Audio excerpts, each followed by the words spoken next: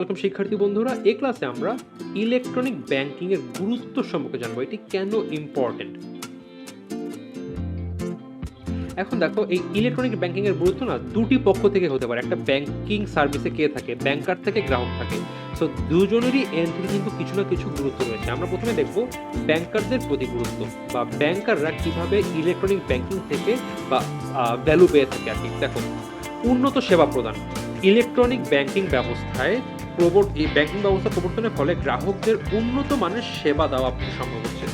দেখো, আগে তুমি অর্থ উত্তোলন করতে গেলে আমি আগের ভিডিওতে বলেছিলাম 3টা বা 4টা টেবিল ঘোরা লাগতো। এক টেবিলে গিয়ে দেখতো সব চেক ঠিক আছে কিনা। ওকে ভাই, চেক ঠিক আছে, যাও পরবর্তী টেবিলে যাও। টেবিলে গেল, সেখানে গিয়ে আমার অ্যাকাউন্টে সব দেখলো প্রপার ব্যালেন্স ঠিক আছে কিনা। ঠিকঠাক থাকলে বাকিটা সব রেজিস্টার করলো বা ইনপুট দিল। এইটা পাস করলো আর একটা এন্ডে। সেইখানে গিয়ে চেকটা রেখে আমাকে একটা ছোট একটা টোকেন দেওয়া হলো। সেটা নিয়ে আমি হয়তো বা গেলাম, গিয়ে আমি কি করলাম, যে ক্যাশিয়ার তার কাছ থেকে অর্থ উত্তোলন করলাম, বা যেখানে টাকা পয়সা নিয়ে বসে থাকে যেখানে আমি টাকা উত্তোলন করলাম। দেখো ঝামেলা। এখন টাকা উত্তোলন করতে কে ব্যাংকে যায়? চেক না পেলে আমি আমার অ্যাকাউন্ট থেকে টাকা তুলবো। আমি বাসার পাশে লিটারেলি আশেপাশে মোটামুটি একটু হাঁটলে যেরকম মসজিদ পাওয়া যায়, ঠিক একইভাবে এটিএম বুথ পাওয়া যায়। এখন বলতে পারো ভাই, এটিএম বুথে একটা সিঙ্গেল ব্যাংকের থাকে, আমার হয়তো অন্য ব্যাংক হতে পারে। এখন কিছু কিছু যেরকম আছে ভিসা কার্ড, এটা মোটামুটি এই ভিসার যে এটিএম কার্ড, এটা মোটামুটি কম বেশি প্রত্যেকটা এটিএম বুথ থেকে করা যায়। হয়তো একটু চার্জ দেওয়া লাগে। আমি অন্য কোম্পানির এটিএম বুথে গেলে হয়তো বা যত টাকায় তুলে আমার পার ট্রানজাকশনে 5 টাকা বা 10 টাকা বা 15 টাকা কেটে রাখে, এটা কথা ভিন্ন।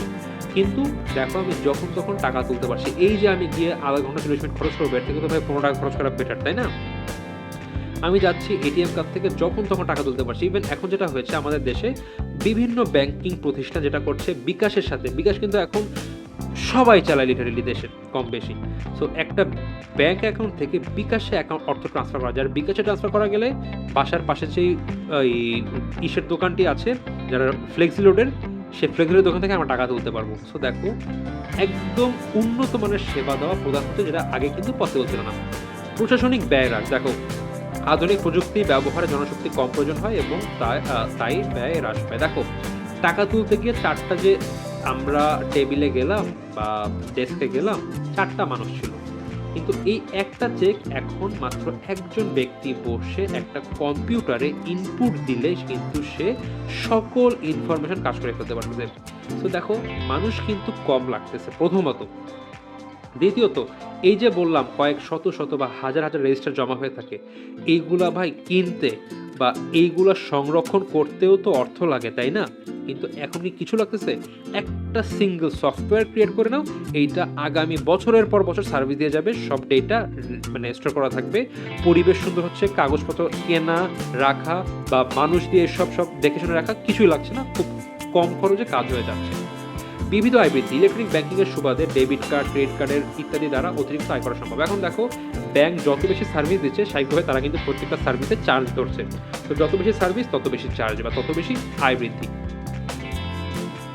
মুনাফার পরিমাণ বৃদ্ধি। দেখো, যত বিবিধ আয় বৃদ্ধি পাবে, তো আচ্ছা এখানে দেখো, ব্যয় হ্রাস পাচ্ছে, আয় বাড়তেছে। আয় বাড়লে আর যদি ব্যয় কমে একটা প্রতিষ্ঠানের, স্বাভাবিকভাবে কিন্তু মুনাফা বৃদ্ধি পাবে। আর বিবিধ আয় যত বেশি পাবে, খুব স্বাভাবিকভাবে মুনাফার পরিমাণ কিন্তু বৃদ্ধি পাবে। প্রতিযোগিতার সামর্থ্য বৃদ্ধি। দেখো, আগে কি ছিল, সব ব্যাংকই একই রকম সার্ভিস দিত, টাকা রাখো, টাকা উত্তোলন করো, ঋণ নাও, এইগুলাই। কিন্তু এখন যত ইলেকট্রনিক পদ্ধতি আসতেছে, একদম কিন্তু এক এক রকম সার্ভিস আসছে। সবচেয়ে ইন্টারেস্টিং ফ্যাক্ট, প্রত্যেকটা ব্যাংকের এখন কিন্তু মোবাইল অ্যাপ আছে, যারা সব এখন মোবাইল অ্যাপের থ্রুতেই কাজ করে। এখন প্রত্যেকটা ব্যাংকের কিন্তু এইখানে একটা জায়গা আছে যে ভাই, আমি আমার অ্যাপটা এত সুন্দর এবং ইজি করে করবো যার সঙ্গে মানুষ ইউজ করবে। বাংলাদেশে পার্টিকুলার 2-3টা ব্যাংক আছে, আমি নাম উল্লেখ করবো না, বাট ওদের অ্যাপটা এত বেশি সুন্দর, এত বেশি ইউজার ফ্রেন্ডলি যে এখন মানে অ্যাপটা ইউজ করতে ভালো লাগে, একদম বিকাশের মতো ইজি। তো স্বাভাবিকভাবে এর জন্য কিন্তু, এবং দেখা গিয়েছে ইভেন আমি নিজেও এই পার্টিকুলার রিজনে ওই একটা বা 2টা ব্যাংকে চালাই। কারণ কি, ওদের অন্য সার্ভিস ভাই সবাই সেম দেয়। এখন ভিতরে গিয়ে ব্যবহার করো, অফিস সুন্দর, টাকা তুলবো, এই করবো, সবাই সেম। কিন্তু বাকি যে সার্ভিসগুলো, এক্সট্রা জায়গাগুলো, এইখানের মাধ্যমে কিন্তু এক একটা ব্যাংক আরেকজনের সার্ভিস থেকে আগায় থাকছে। এবং আমি যে 2টা ব্যাংক এখন খুলেছি, এর রিজন হতে একমাত্র ওদের মোবাইল অ্যাপ এবং ওদের অনলাইন সার্ভিস খুব বেশি ভালো। তো দেখো ওরা প্রতিযোগিতার জায়গা পেয়েছে এবং প্রতিযোগিতার সামর্থ্য বৃদ্ধি পাচ্ছে যে আচ্ছা আমি এই সাইডটা ভালো করে প্রতিযোগিতা আগায় থাকি। কাগজের নির্ভরতা হ্রাস, যত কম্পিউটার আসছে তত কাগজের ব্যবহার কমে যাচ্ছে এবং মানুষ খুব ইজিলি কাজ করতে পারছে এবং অভ্যন্তরীণ পরিবেশ উন্নয়ন। আগে একটা টেবিলে গেলে মোট 15-20টার যদি বড় রেজিস্টার পড়া থাকে জিনিসটা কেমন লাগবে, আর এখন জাস্ট একটা সুন্দর কম্পিউটার আর একটা হচ্ছিল মনিটর, মানে একটা মনিটর, একটা কিবোর্ড, একটা মাউস, আর কিচ্ছু নেই, জাস্ট সামনে অল্প কিছু কাগজপত্র। খুবই সুন্দর, এখন কোনো ঝামেলা না, একদম পরিষ্কার, একদম ফাঁকা, খুবই সুন্দর জায়গা। তো স্বাভাবিকভাবে আভ্যন্তরীণ পরিবেশ অনেক বেশি উন্নয়ন হচ্ছে, যার ফলে যেখানে ব্যাংকারদের কিন্তু কাজের মন খুব স্বাভাবিকভাবে বেশি, মানে তারা মনোযোগী কাজ করতে পারবে। তো এগুলো ছিল ব্যাংকারদের প্রতি গুরুত্ব। এবার আমরা দেখবো গ্রাহকদের প্রতি গুরুত্ব। সময় সাশ্রয়, ওই 3-4টা বেঞ্চ ঘুরে যাওয়ার চেয়ে এখন জাস্ট একটা লাইনে যাও, গিয়ে চেকে টাকা দিয়ে 2-3 মিনিটে টাকা তুলে ফেলো। এর চেয়ে বড় কথা এটিএম বুথ আছে, বা টাকা উত্তোলন করো, বা এখন দেখা যাচ্ছে এটিএম বুথে টাকা দিয়ে টাকা এটিএম বুথ থেকে জমা দিয়ে দেওয়া যায়। সো কোনো মানুষের কাছে যাওয়াই লাগছে না, মেশিনের থ্রুতেই সব কাজ হয়ে যাচ্ছে। দ্রুত অর্থ স্থানান্তর, একটা অ্যাপ থেকে অন্য একটা অ্যাপে ইনস্ট্যান্ট কয়েক সেকেন্ডের মাধ্যমেই কিন্তু, মানে একটা অ্যাকাউন্ট থেকে অন্য অ্যাকাউন্টে খুব তাড়াতাড়ি টাকা ট্রান্সফার করা যায়, যেটা আগে অনেক সময় লাগতো। এবং এখন কিছু সব ব্যাঙ্কগুলো এখানে একটা সিঙ্গেল নেটওয়ার্কের আন্ডারে, স্বাভাবিকভাবে আমি এই ব্যাংক থেকে অন্য ব্যাংকে টাকা পাঠালে একদম ইনস্ট্যান্ট, হয়তো 1-1.5 মিনিটের মধ্যে টাকা তোলা যায়, যেটা হয়তো আগে যেতে কয়েকদিন সময় লেগে যেত। এবং দ্রুত তথ্য প্রাপ্তি, মোবাইলে ফোন দিয়ে হোক, কাস্টমার সার্ভিসে অ্যাপে লগ ইন করে হোক, বা মেসেজ দিয়ে হোক, পিন নাম্বারটা আমার প্রপারলি দিলে কয়েক মিনিটের মধ্যে ভাই আমার লাস্ট 1 মাসে কী কী ট্রানজাকশন হয়েছে, আমার ব্যালেন্স কত ছিল, এখন ব্যালেন্স কী আছে, কী কী ট্রানজাকশন করেছে, আমার লাস্ট 5টা ট্রানজাকশন কী, সব কিছু ইনস্ট্যান্ট মোবাইলে পাওয়া যায়। এবং এর জন্য হচ্ছে বড় কথা, সময় খরচ হয় না এবং কোনো অর্থ প্রয়োজন হয় না, এবং কোথাও যাওয়া লাগে না, বাসায় বসে করা যায়। তো বন্ধুরা, এই ছিল ইলেকট্রনিক। আচ্ছা, আরও এটা আছে, শেষ হচ্ছে নির্ভুল লেনদেন।